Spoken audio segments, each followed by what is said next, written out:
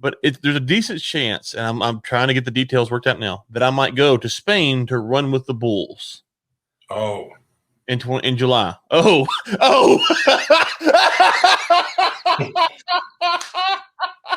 I mean, I'd like to keep you. I'd like to keep you as a co-host. But if we have a sponsor for the show, I will throw on as part of my running with the bulls deal. I will let them. I'll throw on probably a shirt made or something. I'll let them be slapped onto that as well. Right? You'll be on the news like when my body's in the middle of the arena being thrown around by the bull. Your logo will be. I mean, I think that's a pretty good offer, right? Like you could be. That's why I said. Oh, that's next level. That's next level, Ryan. I hate you so much. Why do I do this show?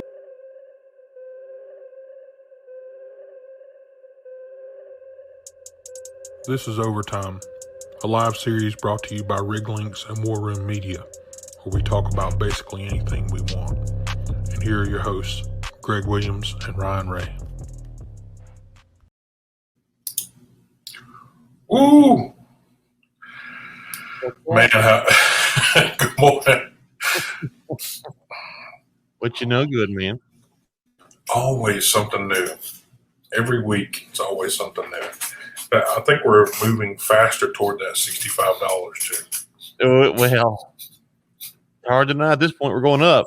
When do we come back down? I guess, right?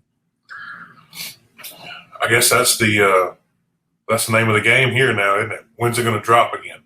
I know it. It's crazy. I hadn't looked at it today, but we're going to jump on there.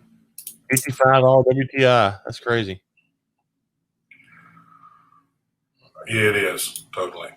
Did you see the kind of Lunar New Year stuff? Like, most of the people aren't traveling and all that. The what now? Say again. China Lunar New Year, like most it's the biggest holiday travel of the year for any spot in the world, and no, I didn't see that one. Yeah, the numbers are way down.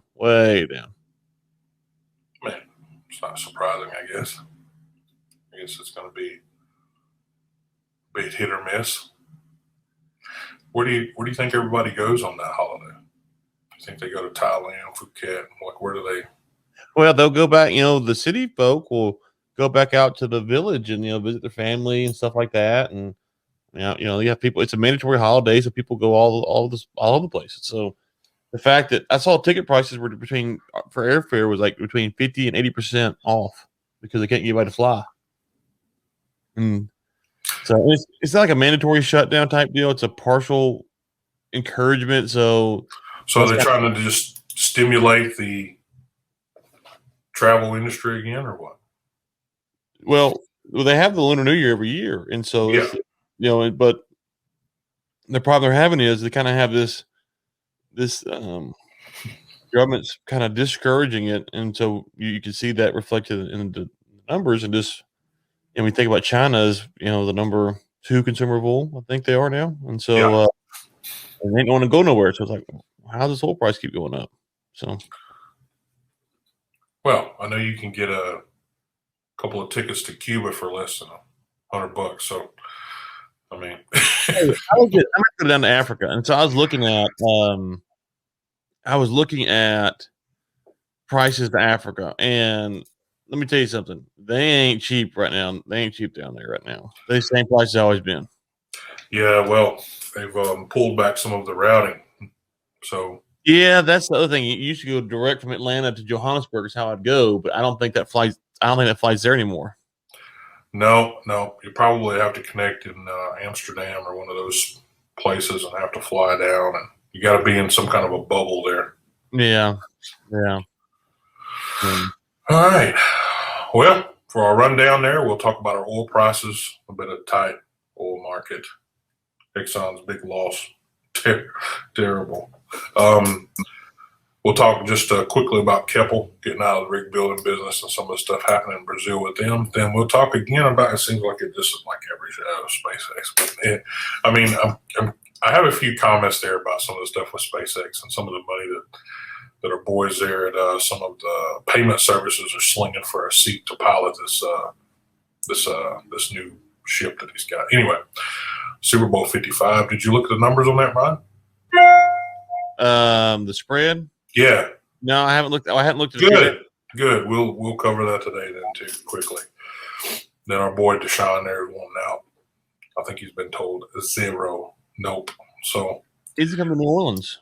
I don't know, man. I don't know. When are they going to be renouncing Drew's retirement? I saw you post that yesterday. So Yeah, supposedly he's going to say something this week. And like, if I'm the Saints, I would be saying, dude, first off, I wouldn't want him back. But we can talk about it later. But I would say, we got to know today. for sure. You could have gotten Matthew Stafford potentially. I don't know if they had enough picks to offer, but I'm saying, like, if folks is moving, we need to be getting one. Agreed. And then the Paul brothers. So we'll talk about both of their upcoming bouts just quickly and how they there's a feud between them about what they're doing. So I'm just curious. Oh, gracious. Yeah, no, it's good. It's good, man. You read into these guys. I mean, you can say what you want, but it's entertainment. So They're making money. Oh, for sure. For sure. All right. Let's see where we got here. Yeah. So the closer we get here, we start talking about, we've been talking about $65 for a couple of weeks now. So it's 55.63 on the crude or on the WTI, and 58.38 on the Brent. So we're not far from 65 here, man. Yeah, I mean, I think I said it, 2 or 3 weeks of the show, I'm giving up on the price to go down. So now I am. Originally, just before, I think it was New Year's Eve, you said $75 for the next day. We're not quite there yet, but right there. Yeah. Yeah, I mean, it's,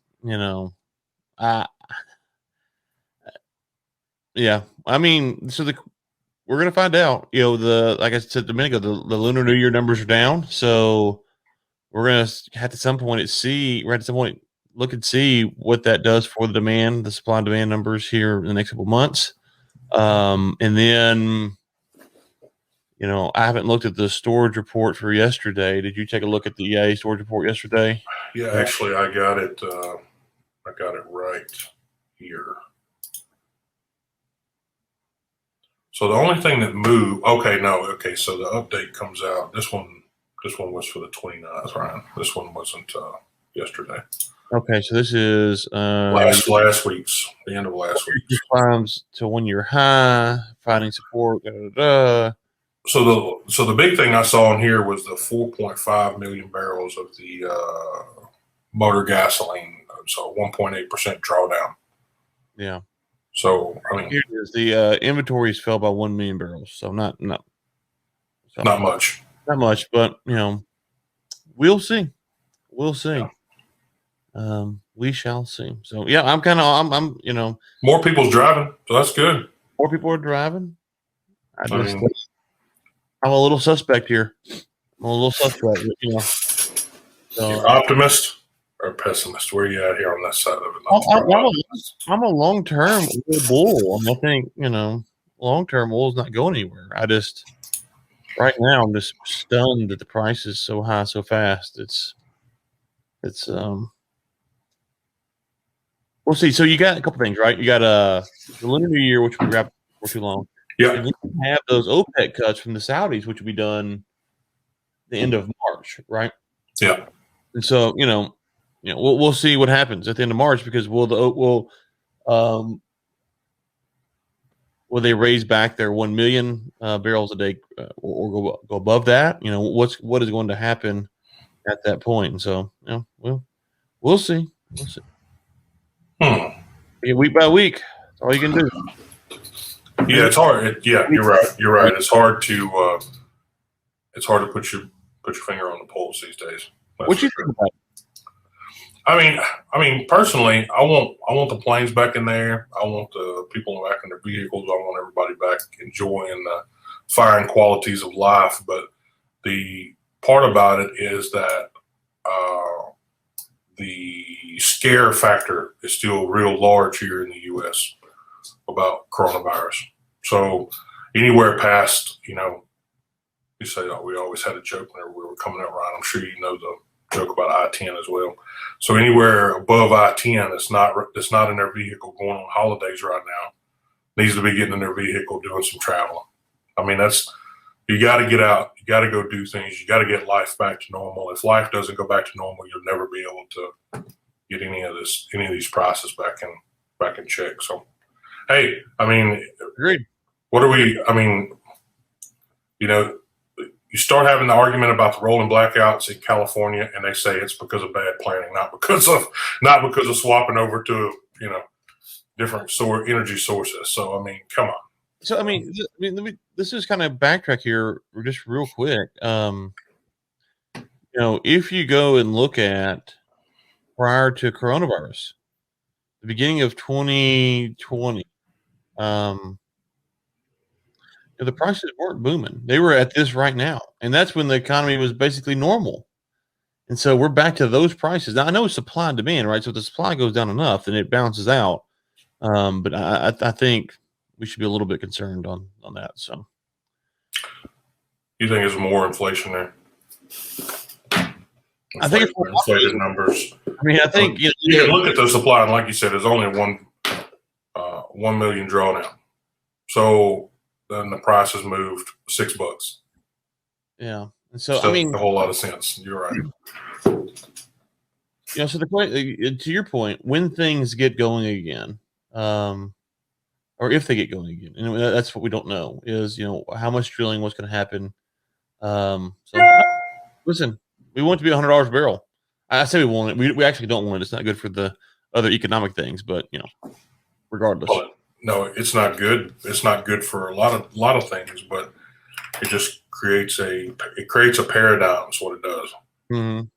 Mm-hmm. It's good for a little while and it's bad for a little while, and then it can be good for a little while and bad for a little while again. Right. Hills and valleys. Exxon, man, they took a big hit last year.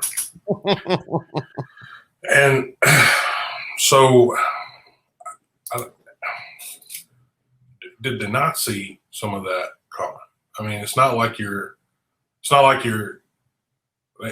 know the short-term gains in the shale. So why would you put so much, cash in it like that, Right. I mean, it posted its biggest loss in history.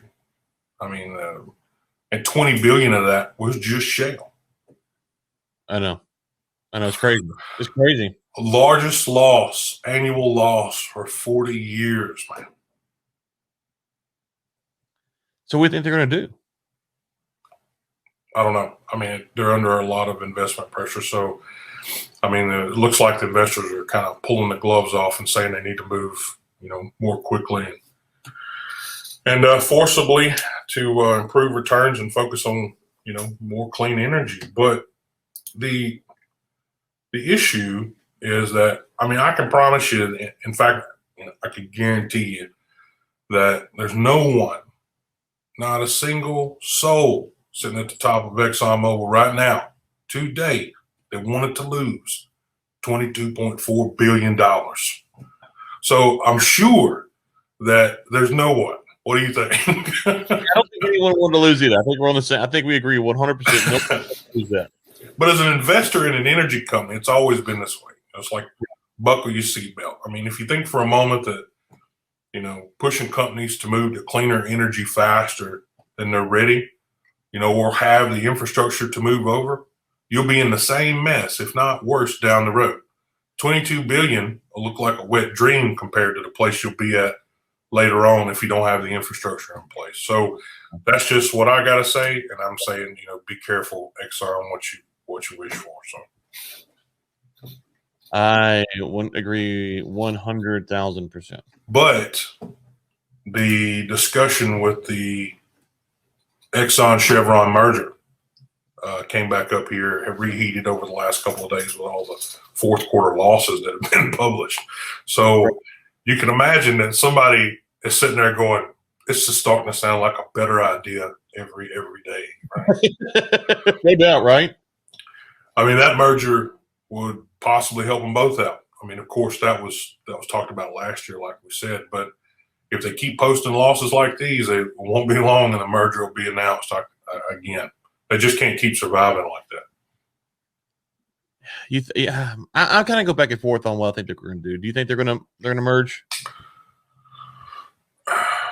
It depends on who wants out first, man. I don't see Exxon being the one that's pushing for a merger, but I see Chevron probably being the lesser of the two, probably wanting to jump on the back of somebody and say, "Hey, okay, we need to do some power management here." Yeah. So if you're expecting more regulation from the Biden administration, I don't know. Maybe it's better to keep your own thing because Chevron and Exxon both have the capacity to handle the legislative or regulatory problems that the Biden administration might throw their way. So I don't know. I could take. I'm speaking strictly from a revenue perspective. Well, right. So what I'm saying is that some of these companies won't want to deal with the regulatory burden, and so or might find themselves in a bind, and so then Chevron could go scoop them up, or Exxon go scoop them up for maybe a decent price. So then they could make more money by doing that. That would be fun. But we'll see. Yeah. It's wild, though. I mean, losing that kind of money is just, I know we say, oh, 22 billion, that's probably a drop in the bucket, but it's really not. That's more money than most nations have ever had. Well, I was looking at my bank account this morning, and they just got me beat barely. Just barely. They just barely got you beat? Yeah, I'm back to 21, I think. I think I'm at 21 billion right now. So it's a rough year for me. 2020 got me pretty hard. I think 2020 slammed everybody. All right. Keppel's has recently announced they will be exiting the rig building business. It makes sense because I'm not selling any rigs or building any rigs, but one of the largest shipyards headquartered in Singapore, but came in, Ryan, as the lowest bidder on the P-78, which is the new floating production platform that Petrobras has been talking about. And it went out for tender offshore Brazil in the Buzios field, saying that they came in at 4.33 billion. So this would be in a combination with Daewoo. So that's two of the big shipbuilders merged together. So that's Hyundai and that's HHI and Keppel's. So it looks like, they may grab up some more work yet. So is that, you tell me, this is your space. What does this mean? for me, it means that they, that they already had something in play before they announced exiting the rig building business. But it's two separate things there. So diversification out of the rig building business, but they said like, oh yeah, we would still be interested in building, other, superstructure and infrastructure for the industry, but we're not going to be in the rig side of it. So yeah, we're not going to do that anymore. But I think it's just a sign of the times, man. That's all it is. I mean, you look 25, 30 years ago, we didn't have, a lot of yards in the world that was doing rigs. You only had a few yards, Laterno, a few yards, one in Spain, one in France. I mean, we didn't have, even 30 years ago, we even had our yard in New Orleans too. Yeah. So, and a lot of these places are closed down because of people unfortunately, like Keppel's, put all these other shipyards out of business. Now they're headed back in the same direction. Speaking of sign of times, Greg. It is, man. Totally. We haven't seen. We need to see a new sponsor for the show for the sign of times. I know, man. Money was going to be the next thing I was going to talk about here. Well, I got an offer. Okay, so you do. Okay. It's not for sure. But there's a decent chance, and I'm trying to get the details worked out now, that I might go to Spain to run with the Bulls. Oh. In July. Oh.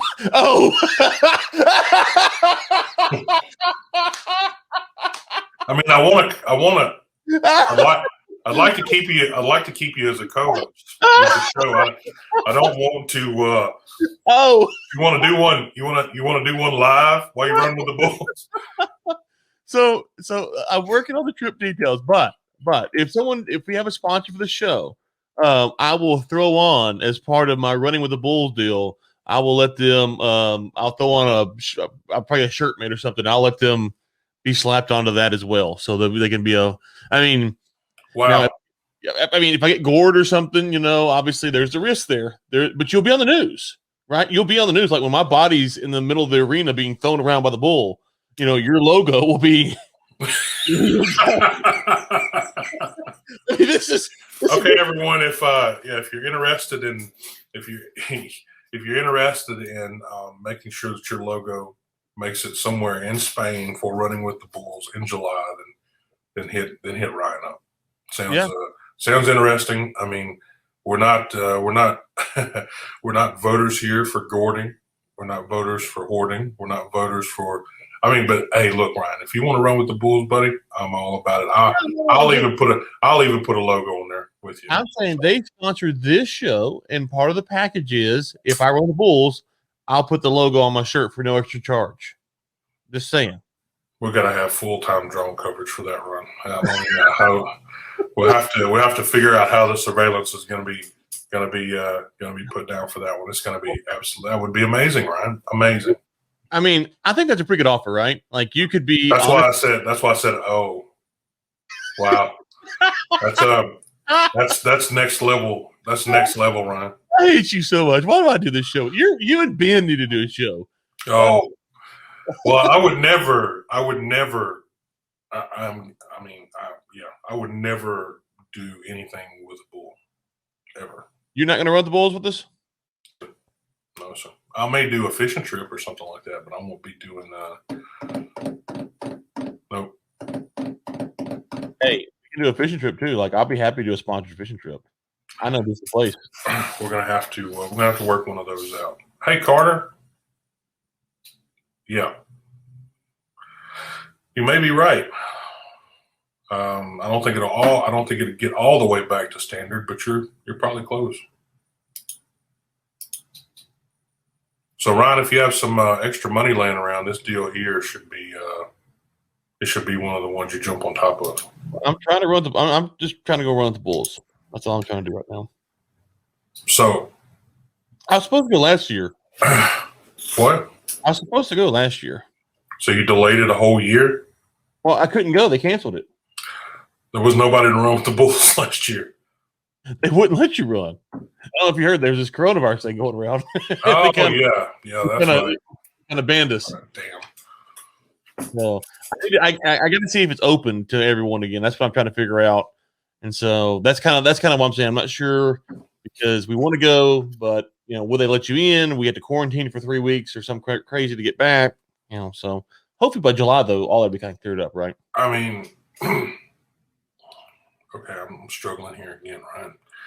Yeah, we're going to be running with the Bulls, and they're worried about coronavirus. No, I'm worried about being detained in Amsterdam for like a month, having to quarantine or something. I'm not. Okay. I thought you were talking about in Spain with running with the Bulls. Okay, so they're going to quarantine you when you get into Spain. Well, that's what I'm saying. I gotta. That's so. Okay, before coronavirus. Look, man. The irony of having to go in and do a 14-day quarantine in Spain and then going out and running with the Bulls is the most ludicrous thing I've ever heard in my entire life. You should be able to get off the plane, go straight out in the street, and start running. I mean, right. That's what I'm saying. Why do I need a quarantine? Exactly. Why are you quarantining? You're going to be running with the Bulls. Much higher on the Bulls than it is the COVID. I promise you. I mean, 7,000 people just slinging coronavirus everywhere going down through the street. Thank you. But no, I mean, I'm of the opinion that if I wanted to run the Bulls, I should. I'm taking a preset. That's like telling someone who's going to jump out of a plane, hey, you got to quarantine first. Like, okay, you're taking it's already here. I'm going to wait 14 days, and it's over in a couple of hours. So No, it's a. I didn't know this. I looked into it. It's like a week-long event. Wow. Yeah, I always thought it was like a one-day deal too, but it's like That's me. I thought it was one day. It's like a 7-day festival there apparently. I guess it takes 7 days to kill off that many people. I mean, I don't know. Yes, I guess. So anyway, so folks, if you're interested in I think it's info@riglinks.com is where Moving you on. do. But let us if you do, and I go run the Bulls, if I go run the Bulls, we'll slap that logo on there for you for free. That's a deal, everybody. I mean, listen, this is where we need to get a logo at, Ryan. That would be good. We need to slap a logo on the side of this ship. But before we move on, we want to talk a little bit about specific intent here with Overtime and who is behind it. So Overtime is currently sponsored by Rig Links and War Room Media. Rig Links being the world's #1 energy community on Google and Bing. But if you find conflicting results, then we apologize for your despair. But it's also available on the App Store, which a lot of social networks are not available on the Apple App Store these days, but and Google Play. So for free, it offers newsfeed, messaging, in-app notifications, customized profile, suggested connections, and much, much more. Anyway, we'll be rolling out some new updates here over the next couple of months that we're adding audio, video, chat, and it'll look just like our friends at WhatsApp. Wow. So we're going to be loading up the arsenal, getting ready to do some heavy combating here toward the end of the year. So feel free to jump in there and check it out. Ryan, so tell us a little bit about War Room Media and what you guys do over there. Yes, War Room Media. It's the Tech Soul Guys podcast, interview podcast. I got the War Room newsletter, which is a geopolitical newsletter that I write, other people write. And so got Don't Know the Facts with me and Ben Samuels. Obviously, this show we just talking heads. Just talking heads. That's all we are. Bunch of talking entertainment. Well, with a face like this, you got to do something with your life. Yeah, like a melted popsicle. Exactly. In a Texas summer heat. Yeah. Well, like I was going to say the desert, but we'll take Texas. That's better. Yeah, man. That's definitely Texas, West Texas, and the desert. All getting close. Close. Listen. I'll take any compliment I can get these days. Okay. Well, Ryan, I think you're an upstanding citizen. You do a fine job with War Room Media. Well, thank you much. Thank you much. I enjoyed your last newsletter. I also yes. What's that? One on climate justice or on Ellen Wald's? No, the climate justice. Oh, you like that? Thank you. We started. The problem is with Overtime is we typically put a little teasers out there about some of the stuff that you have coming out in the newsletter. And so when you talk about it, then the newsletter comes out a couple of days later, and I review it and go through it. And I was thinking about hitting one of those unsubscribes this time. No, I'm just joking. But it was it was actually great. So anybody that hadn't got in there and subscribed to Ryan's newsletter, go check it out. It's if you like a hard, stiff drink and a punch in the throat, sometimes the guy to talk to is Ryan because he tells it like it is. I don't even know what to say. I would take that as a compliment, but it's not meant to be one, so I'm not sure. I'm not sure what to say about it. It works in both ways. If you have a crowd watching, it's for entertainment, and if you don't, then you made your point. So. And I tell you what we'll do is I will come up with a link just for our Overtime listeners to give them a discount for next week's show. So nice. There we go. We'll give them a little bit of a discount if they subscribe. Or, I tell you what, Greg, we might even work out a deal for all of Rig Links users to get a discounted rate. So we'll talk about that offline. Running offline. Yeah, absolutely, man. I'm just inject it straight in there. When you talk about money and you talk about leaving and going on vacation, SpaceX is announcing their first all commercial space flight, right? So I saw you put this in here, Greg, and I got to be honest with you. I'm a little curious. We talked about North Face a month ago, and we both Yeah. agree that North Face doesn't make anything that is meant for us. Right. I guess that NASA and SpaceX probably would have the same type of suit problem for us as well. I think if you want to know the truth, I mean, you're all over the whole suit manufacturing thing. I mean, I would have to wear one that our boy did that was on Armageddon, Mr. Green. I would have to wear one that size. But again, Elon and SpaceX team has been in the news a lot here lately, buying up offshore rigs, drilling natural gas wells in Texas, and now they've announced their first commercial flight. So, do you know who is going to be piloting this flight? Well, I turned it down, so I don't know who took it after that. It's going to be Jared Isaacman, which is the founder and CEO of Shift4 Payments. Now, he's also donating the remaining 3 seats, which this morning there was only 1 left. 2 days ago there was 3. There's 1 remaining now. So if you want to jump on there, jump on there to the general public. Yeah. You said pilot. He's not the pilot. He's like the person who bought it, you're saying? No, sir. He's going to be flying it. Wait. He's going to be sitting. He's going to be sitting in the seat. What does he do for a living? The flight will be piloted by Jared Isaacman, founder and CEO of Shift4 Payments. Now, I was also feeling kind of the same way that you did, and I went and checked out Mr. Jared Isaacman as well.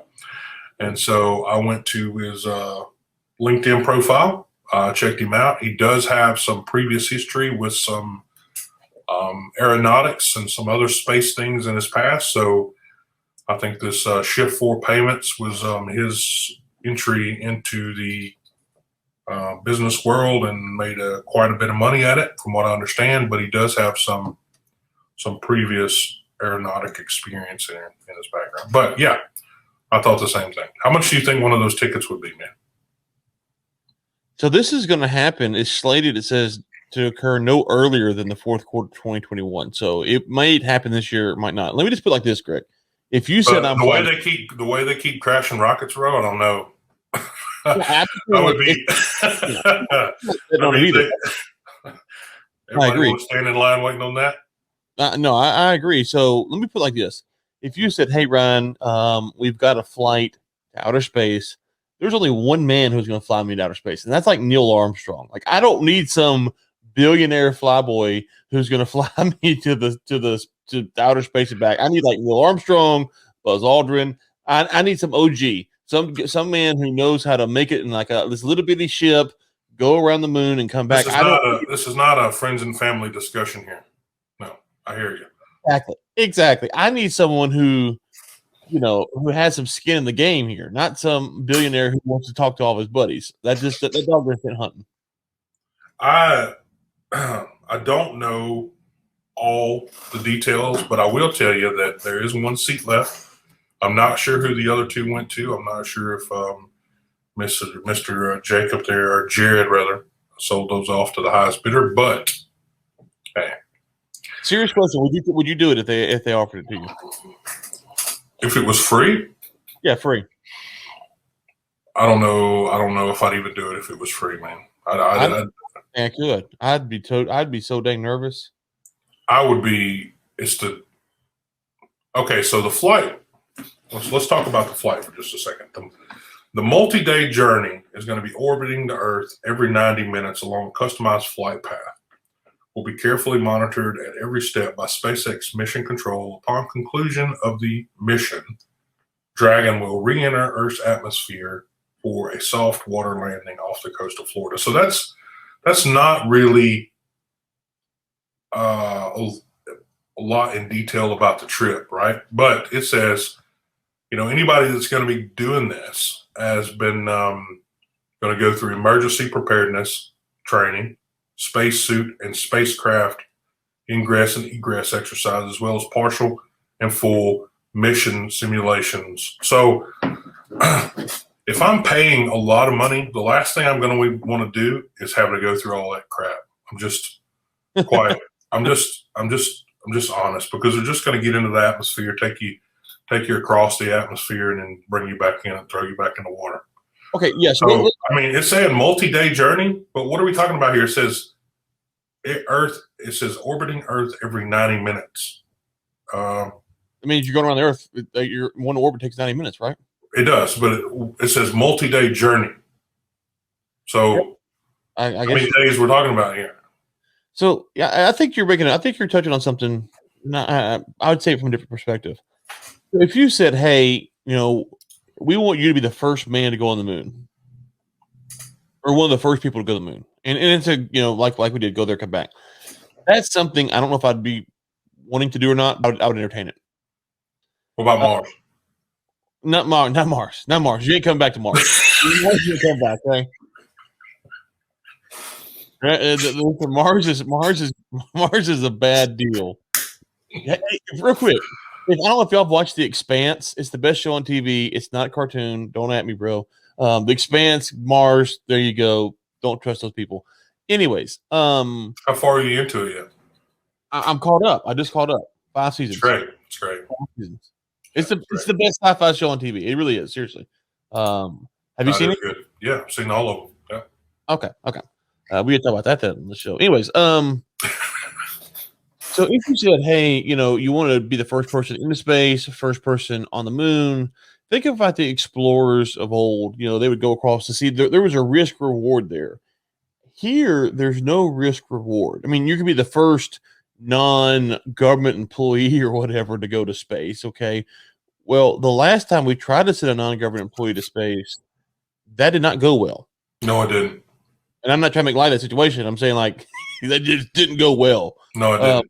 This is not like getting on a plane and flying to South Africa, which I'm not a big fan of. I'll do it. I'm fine with it. But it's 17 hours. 13 of those hours are straight over the Atlantic Ocean. If something goes wrong, you're going to die over the Atlantic Ocean. If something goes wrong here, you're done. And so let's work the kinks out. Let's get about 4,000 or 5,000 flights into space down, and then call me, because there's no reward here. It's just tragedy. I don't accomplish. You want to do like Disneyland and get the fast pass lane? But you see what I'm saying? It's not like there's some conquest is being done here. It's just right. So more power to those people. They can go do it, but there's no badge of honor that you're really going to wear. No, it's not. I mean, at the end of the day, you're going to come back from it. You'll be a footnote in a Wikipedia update. Right. And you will get nothing out of that. You'll have T-shirt, photo op, Elon, done, gone to the house, and probably a couple million less in the bank. So, and if it goes bad, you stand more of a chance of being a bigger footnote.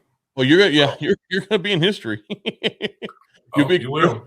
And all that stuff. So little pieces everywhere. All right.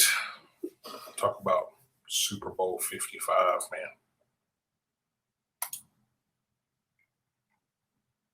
Of course, Kansas City faces off Tampa Bay this weekend, Sunday, February the 7th, for Super Bowl 55. Well, we talked to real quick. Go ahead, man. Morgan Stanley put out a paper, and they said that 22 states, I think it is, are going to legalize sports gambling, and they expect Texas to be one of them. Wow. Yes, sir. That'd be big, man. I'm already looking at locations here in Granbury to open up a little sports book. That'd be cool. I'm down with that. Yeah, a little sports bar and grill, I'm not much of a gambling man myself, but Bookie Bar and Grill. Yeah, Bookie Bar. Bookies Bar and Grill. Bookie's Barbecue. That's it. Come get you a plate and lose some money. Same. There you go. We did talk last show a bit about some of the big time advertisers pulling out.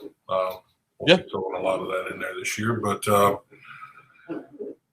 we didn't talk about our picks though. We started talking about it a little bit at the very beginning, and then we kind of diverted away from it later on into the show. But according to mybookie.com, current money line is on the Chiefs, with the Bucs being the underdog. But yeah. Okay, yeah, yes, right. What was the line? I couldn't see that. What is Minus 170 and plus 140. So minus 170 on Kansas City.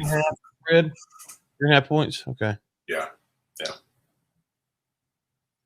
Not a whole lot, but you got to take the Chiefs, huh? Oh, definitely going with the Chiefs, man. I mean, like I said, the current money line's on the Chiefs, but according to Sports Interaction, I looked it up last night. When you go down here and look at the stats, just on the scoring stats between Kansas City and Tampa Bay, the strongest the Bucs happen to be is in the first and the fourth quarter. The Chiefs have the upper hand in the second and third quarter, but the Bucs will also be pumped up with their home field advantage for the first time ever in Super Bowl history. So I'm Chiefs all the way around. And you? Yeah, I mean, I would like to see Brady win it just because I think he's gotten to the spot now to where people are looking for a reason to kind of. I mean, he's the GOAT. I think we talked about this last time. People before the emulate Tom Brady. But people before the Green Bay Packers game, folks were like, well, if Rodgers beats him, then Rodgers is the greatest of all time. Like, please, negative. Please. Now, would I have rather seen Rodgers? Yes. Don't get me wrong. I would rather seen him perform. Yeah. It'd been a fun game. It'd been a fun game. But I'm just saying, so for me, I'd like to see Brady win it because then there's really nothing else to be said about who's the greatest. And you can have an interesting debate. Is he better than Jordan possibly as far as a team sports player? Oh. You know, you're right. You get some fun stuff. And maybe it's already there now because they both won 6. But, you know, if he's got 7, then you're like, okay. So I'd like to see Brady win it just because it makes some fun discussions. I do think the Chiefs, and if I was putting down some hard-earned cash, I'd take the Chiefs minus the 3.5. I'd go ahead and lay it. Would you say it's minus 170? I might take them on the money line. I might take them I mean, it's not that bad. It's not that bad. You put down 17 to win 10, so not that bad. No. But this is entertainment purposes only. Please don't make any bets or lose any money based on anything that Ryan and I bring up on the show. So. Although the last prediction on the show, when I told you Dustin Poirier was a big Conor McGregor, you could have cashed that check. You could have cashed that check off your boy. But you could have, but if you had based your winnings off the rest of that card, you would have failed miserably. I didn't say that on this show, Greg. No, you're right. But the fighters that we did choose did not work out in our favor, man. Right, but I didn't say that on this show. All I said on this show was the Poirier fight. So we just did the recap, and I told you. You're right. You did say that, Ryan. So I got to give you props for that one. I just give out the winners on this show. I keep the losers to myself. The winners on this show to all these people to make the money and send us some sponsorship dollars. info@riglinks.com. And then I keep the losers to myself. I like those. Well, we'll have to talk about losers whenever you come back from that run with the Bulls. Come about losing limbs, maybe. But if anyone's interested, my wife was the one that brought this up yesterday or 2 days ago, and I found it absurd. But I did have to go look it up. Here is a Tom Brady cookbook for over $1,000 on eBay. Now, this is Ryan, your face is fantastic. Yes. Tom Brady has a cookbook for $200, but this is one that is hand-signed, limited edition, $1,000 Tom Brady cookbook. On eBay. No, we'll give you a better on eBay. Yeah, now, I was. Only reason I mentioned it because I saw the $1,000 per cookbook. So anybody that that doesn't have something for Tom Brady that wants something Tom Brady, here you go. Here's something good for Christmas you can give your family. Here's $1,000. Your family would probably be thinking the same thing I would be about it. Or you can take that $1,000, send it to info@riglinks.com. Yes. Sponsorship. Yes. And then when my body is being flipped around in the streets of Spain this summer, your logo or whatever, will be there. So, and it won't be on Tom Brady's cookbook. You will be like those little GIFs you see. Like I could be a GIF, and so your logo could be eternally into the internet space ether. That's the potential. That's unlimited. What if we put together an overtime cookbook? What do you think that would? What do you think that would look like, Brian? A lot of fried chicken, hot dogs, hamburgers. No, I mean stuff that you put on the grill and take off the grill. A lot of that. And then Overtimegrillindex.com. little nana pudding, I don't know. If I did have a recipe, it'd be my mom's beef tips, but they wouldn't be gluten free. I'm just saying. Yeah, we'd have a lot of gluten. I ain't know what gluten is, but you have it. I ain't cut it out. So gluten. Yeah. Oh, next one up on the list is Deshaun. So came out last week on the 29th and requested to be traded. Of course, he has been photoshopped into just about every jersey in the NFL over the past week or so. But the GM Nick Caserio came out this past Tuesday and publicly stated, "We have zero interest in trading the player." Now, he didn't say we have zero interest in trading Deshaun. He didn't say we have zero interest in trading Mr. Watson. He said we have zero interest in trading the player. So now if you don't pick up what he's laying down there, that Deshaun is a tool, then you missed the point, period. Listen, Deshaun. He's a tool. Deshaun, right here. Get on I-10. Go east, 4.5, 5 hours? Exit. There's a big building with a dome. Big, nice dome. It's on the north side of the interstate, I believe, correctly. It's the one that currently has Drew Brees' face on the front of it. Yes. We're going to take that down upon arrival, and we're going to put your face up. So we're going to pull that down, and we're going to put yours up. Okay. I mean, your family, you can commute back and forth daily if you want to. We'll work out deals. It's just a nice little easy. You don't want to go to New York where it's cold. We probably even think about putting you in a personal bullet train from here to New Orleans. I mean, that would probably. For a while, Sean Payton was living in Dallas and commuting to New Orleans. He was flying back and forth. Uh-oh. Greg's gone. Am I? Am I gone?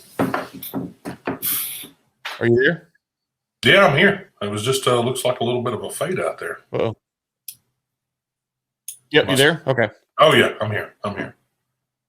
Well, I was saying that, for a while, people can look this up. Sean Payton was living in Dallas and commuting to New Orleans. He was flying back and forth. Wow. So they had a little playing deal. So Deshaun will work it out. Just give me a call. I'll represent you on these contract negotiations, and we'll take care of. No problem. My fee is a lot cheaper than your current agents. I can promise you.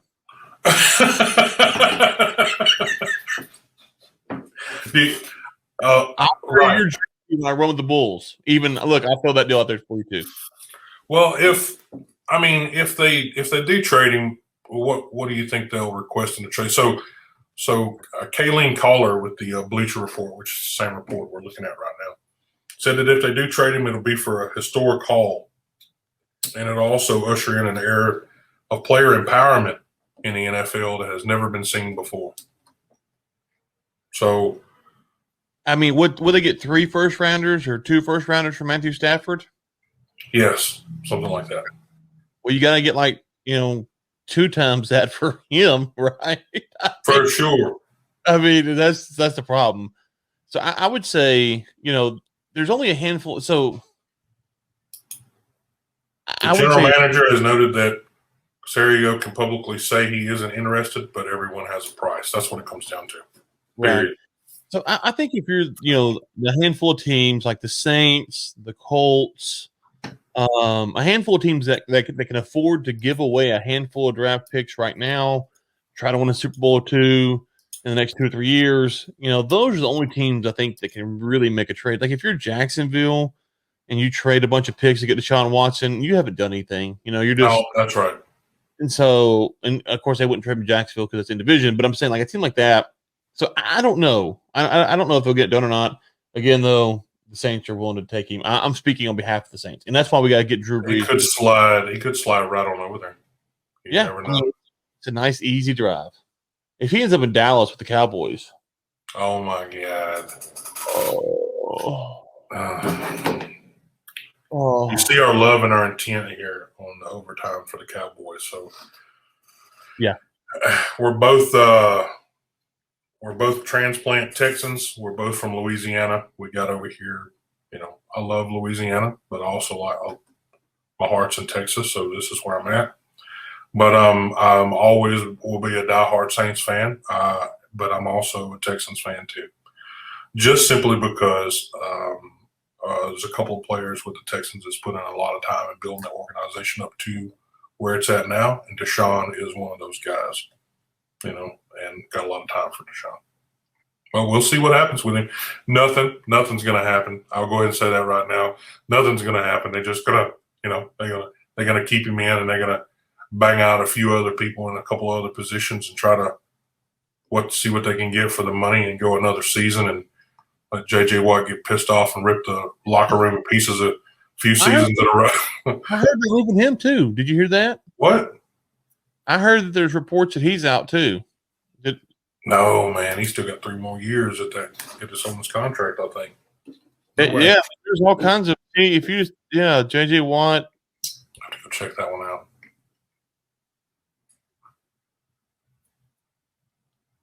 Yeah, there's all kinds of trade rumors. I don't know if he said it or if they said it, but there's definitely some trade rumors.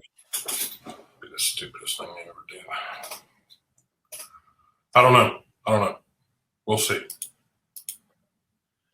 But leadership changes the way teams look, feel, and play, man. So, yep. But if you called me, okay, so I mean, yeah, I am a player. I'm not, but Deshaun is. Let's put myself in Deshaun's shoes. But I mean, if you publicly said I have no interest in trading the player, now I am the starting quarterback for the best player in the franchise history. I mean, JJ's number 1 because he's been there longer, but you're 1A, right? Yeah. So, but I'm the starting quarterback for your football team. I'm not third string. I'm not the guy that fills up the water coolers. I'm not. But you didn't even use my name, right, in the text. Yeah, I think I don't know about the new GM they got. I think too many guys in the NFL try to be Bill Belichick, and when they hold their hands up, they don't have the rings to match Belichick. And so they talk a big game, that's for sure. Yeah, and so if you're Bill Belichick, he calls someone the player. Listen, it's gonna make headlines and people will talk about it. But you hold up 6 rings, and people are like, "Well, he actually has more. He won 2 with the Giants, I believe. He won at least 1 as defensive coordinator, but I think 2. So he's got like 8 rings. So he hold up a handful of jewelry. It's kind of hard to argue with that. Some bum that no one knows their name of, you're like calling Deshaun Watson the player. It's like, but it just shows you there's no love there. That's what I'm saying. There's no love there. And the disconnect is I'm paying you to do a job and you're going to do it, period. Well, and so here's the thing though, right? So Houston, the city of Houston loves Deshaun Watson. Yes. This bum they have is the GM. If he leaves tomorrow, only his family members will shed a tear. Of the millions of people in Houston, no one will care. They might actually cheer. And so, like, if you hear that, Nick, pack your shit. Yeah. It's sometimes these GMs get in, and I don't think they realize just the position they're in. They're not. He doesn't have Lombardi's behind him. If he leaves, no one's going to care. And so, if you piss off the fan base early and y'all have a bad first year, you might be packing your bags because folks like you got rid of Deshaun Watson. Even if those are good moves from a football strategy, it doesn't matter. You got to treat the stars with respect if you're management, or you got to have a bunch of rings to back you up, or you got to have the owners like undying support because you're going. I mean, it's a bold strategy. It is a bold strategy. Yes, it is. That would be the worst thing that could happen to Texas right now is them to get rid of Deshaun Watson. To be quite honest. Yep. Next thing on the list, we will talk about the Paul brothers. We've talked about them a few times in the past and the entertainment and what they do for both sides of the organization, MMA, pro boxing, YouTubing. stunt drivers, artists, whatever they do. I mean, they have a fan base that is phenomenal.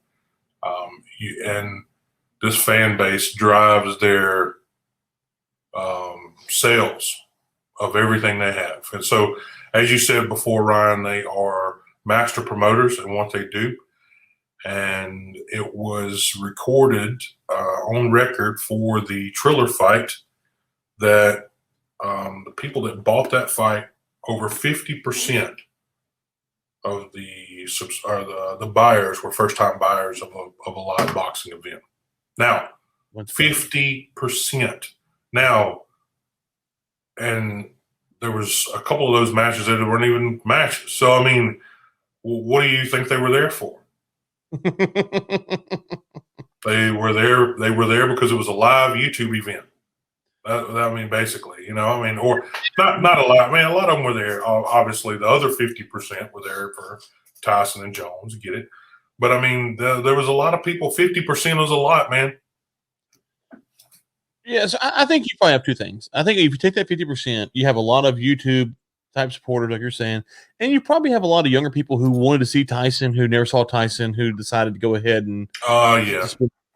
You probably had some of that as well. I don't know what percentage, but I agree. I mean, I think anyone that thinks that that you can just put the Paul brothers out to pasture, that's just silly. They're master promoters or marketers. I don't know if I'm kind of torn over what's going to happen with the Ben Askren fight. I don't know. Yeah, I mean, they're scheduled to fight April 17th. But the difference here, well, I'll say the difference here, but I mean, it'll be an 8-round pro boxing match, again, sponsored by Triller. Yeah, so let's see here. Ben Askren, look, I mean, he's obviously a wrestler. Has he ever knocked anybody out? I don't know, but Jake Paul did. So yeah. he did knock out Nate Robinson on the Triller sponsored undercard. So I mean, he has a couple of TKOs from punches. I'd have to go look at those, or if those are punches from standing position, or those are punches from the guard, because he's very much a wrestler. I didn't watch much of his one fights, but anyways. I mean, he's not. But it's a step up, though. It's not a basketball player. Oh, he's an actual MMA fighter. So it's a real fighter. No, Ben Askren is a real fighter. Don't get me wrong. Yeah. Ben Askren's a real fighter. There's no doubt about it. I just don't know if he can. My question is, can Ben Askren certainly a step up from Nate Robinson? I'm just going to put that out there. Yeah, it's light years ahead of Nate Robinson. I just don't know what kind of punching power Ben Askren has. So here's the thing. So Ben Askren is not a one hitter quitter in MMA. Right? No. But he's fighting trained killers. So when he goes to punch Jake Paul, does he just murk him the first time and that's it? You're like, oh wow, okay, that's the difference. You have non-trained kill, or is it the same thing? Jake Paul takes a punch and like, okay, because I think you have to look at it.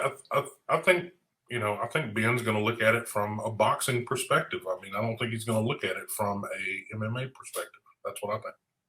No. Right. No. Here's what I'm saying. Let me ask you like this. So when Ben's fighting Robbie, there ain't no money in murking somebody in 30 seconds, man. He said he's getting paid more for this fight than he did any of his UFC fights or any of his fights ever. That just drives me absolutely insane, man. Just because of Jake Paul. That's crazy. So here's what I'm saying. So when he goes to fight Robbie Lawler, and if Ben Askren hits Robbie Lawler with his best punch, okay, Robbie Lawler might take it. Now, is that because Robbie Lawler is a trained killer and can go in there and just do all kinds of stuff, or is that because he doesn't hit that hard? So if it's something unique to Robbie Lawler, then Jake Paul might get knocked out early. If it's just that Ben Askren doesn't punch hard, then the longer it goes, the more punches that Jake Paul can potentially hit him with, and he's got some power. He just whatever power that is, I don't know. We're going to find out. I think Askren should win, and if he doesn't, then he will go down as the laughing stock of MMA history. He will, but here it says Askren is still under contract with the UFC, received permission from the company to take the fight, sources say. Yeah, while the weight class for the fight hasn't been finalized yet, sources say it is expected to be contested in the 185 to 190 pound range. So, but they're saying that Paul considered to be one of the most popular and polarizing personalities on the internet, and his younger brother a fellow social media influencer, Logan Paul, and guess who he's fighting coming up February the 20th? Mayweather. Is he still fighting? He's still fighting Floyd? Okay. I know that was still on. But Jake has come out and he made a statement to TMZ that his brother has absolutely zero chance in winning that fight, and the bout was bad for the sport. Now, zero is right. I have, Ryan, I got a question here. I'm just going to be, again, it's one of those moments where it's a meditation and a thought moment. But Jake said that the fight that Logan is going to have with Floyd is bad for the sport. Logan, go for it, man. Do whatever you want to do. Ryan, question here is, what makes Logan fighting ex-pro boxer Mayweather any worse than Jake fighting ex-NBA baller Robinson? So, I mean, I'm going to call you out there, Jake. That's a bit of bullshit there. I mean, again, what makes Logan fighting Mayweather any different than you fighting Robinson? Well, Nate Robinson, to his credit, is a scrappy dog. He used to throw hands in the NBA. So for what that's worth, I thought Nate would do better than getting deaded in the ring. Like, I did not see that. I thought you want to see bad. That's still bad. It's still one of the best replays of all time. If you go back, I mean, just that 10 seconds where he was laying there with his feet side by side together. Oh, it was bad. It was bad. But again, like always, I will watch this Jake Paul fight with Ben, and I will try to watch that fight with Logan and Floyd. Of course, because I want to see Logan get knocked out. At least one of the Paul brothers get knocked out. It ain't Jake, but at least Logan. I'll take Logan. So we're degenerates like that. Of course, we're going to watch it like that's. Again, and here it is. I'll just go back to my boy Russell here. Are you not entertained? Are you not entertained? Well, okay. I'm glad you were here. Is that not why you watch Jake and Logan Paul? Are you not entertained by this crap? I'm glad. Okay, so I'm glad you brought that up. So when you were in high school and two dudes wanted to throw down, you weren't like, "Hey, listen, integrity, guys." Whoa, no. Juniors and the sophomores, if they fight, there's an integrity issue here. You're like, "Let's go." Now, when two, I'm 35, so if two 35-year-old men were to start fighting in the street, you'd be like, "Okay, this is kind of weird because 35-year-old men just don't throw down for any reason normally." Okay, if you're at a bar and it's late at night and two guys start scruffing around, you're kind of like, "Okay, what's going on here?" Yeah. So for Mayweather to fight someone or Ben Askren to fight someone, it's kind of like no one thinks that this is for the title. This is two guys in high school that want to throw hands, and we're going to see what happens. I mean, that's all it is, And listen, Floyd, I can tell you what Floyd's going to do. Go watch the Conor fight. He's going to go out there for the first 2 or 3 rounds. He won't throw a punch, so Paul can get off some shots, and Mayweather can take him, and then he's going to go beat him up. That's just what's going to happen. And so. Well, that was the deal with Conor. I mean, he after the 3rd round, he just got wore out. He just wore him out going around and around and around the ring. And Mayweather just unleashed on him at what Mayweather does well, which is punch you in the face. So all he had to do was land a couple of really good punches, and that was lights out for him. I mean, that was it. Exactly. There was no kicking legs. There was no flying knees into the face. There was no elbow shots. There was no rolling around on the mat. There was no nothing like that. He just straight up punched him in the face until he gave up and in the ribs. So, I mean, I don't know. Anyway, like I said, it's still entertainment, and I'm still going to pay for probably both of them, whatever they're going to be. I'm still probably going to pay for it. Well, Ryan, that's it for this Hold on, real quick. Go ahead. So, bare knuckle fighting tomorrow night. My man, the guy I used to manage, Quentin Henry, is fighting Chris the Crippler Lieben from MMA UFC fame. Quentin Henry is the 3rd top of the card. So Paige Van Zant's fighting on the card tomorrow. She's fighting at the main event, and Johnny Bedford from DFW area, who actually I was there when Johnny Bedford fought in Tampa, and the night that Paulie Malignaggi fought on bare knuckle. I actually flew down to Tampa for that fight, and I was there when Johnny won his card. So anyway, so tomorrow night you want some bare knuckle scraps. Quentin Henry, Chris Lieben on bare knuckle. I think you can get it on their website, bareknuckle.tv. So anyways, I'm gonna have to go check that one out. Note. Yep. So it should be a good card. If you like blood, if you really like fist fights, that's literal fist fights. There is no, when they say bare knuckle, they literally mean bare knuckle. That's throwing hands. Throwing hands.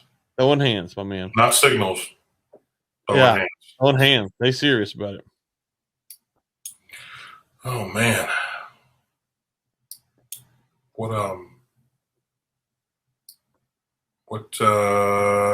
Who's your picks for that fight?